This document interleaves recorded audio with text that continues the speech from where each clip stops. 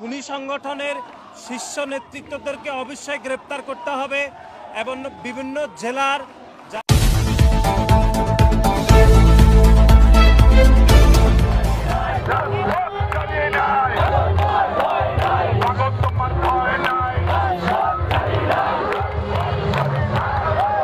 নিষিদ্ধ ছাত্র সংগঠন ছাত্রলীগের সন্ত্রাসী কর্মকাণ্ডের যথাযথ বিচার ও সন্ত্রাসীদের সাজা নিশ্চিতের দাবিতে মার্চ ফর জাস্টিস কর্মসূচি পালন করবে বাংলাদেশ জাতীয়তাবাদী দল।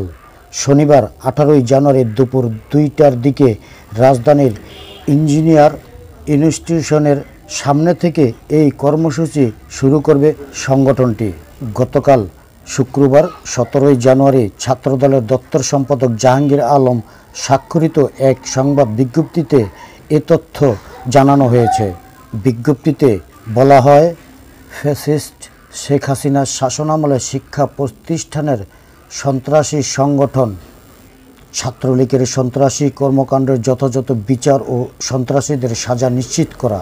একই সঙ্গে জুলাই আগস্টে ছাত্র জনতার অভ্যর্থনে ফ্যাসিবাদদের দোসর হিসেবে ভূমিকা পালনকারীদের তদন্ত সাপেক্ষে উপযুক্ত ব্যবস্থা গ্রহণের দাবিতে মার্চ ফর জাস্টিস কর্মসূচি পালন করবে বাংলাদেশ জাতীয়তাবাদী দল।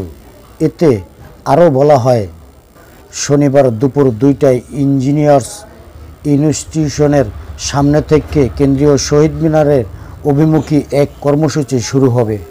সংগঠনের সকল নেতাকর্মীদের এতে উপস্থিতি থাকার নির্দেশ দেওয়া হয়েছে। ছাত্রদলের সভাপতি রাকিবুল ইসলাম রাকিব ও সাধারণ সম্পাদক নাসির উদ্দিন নাসির এই নির্দেশ দিয়েছেন। সাইফুল ইসলাম সেন্টু, মানবিক বার্তা।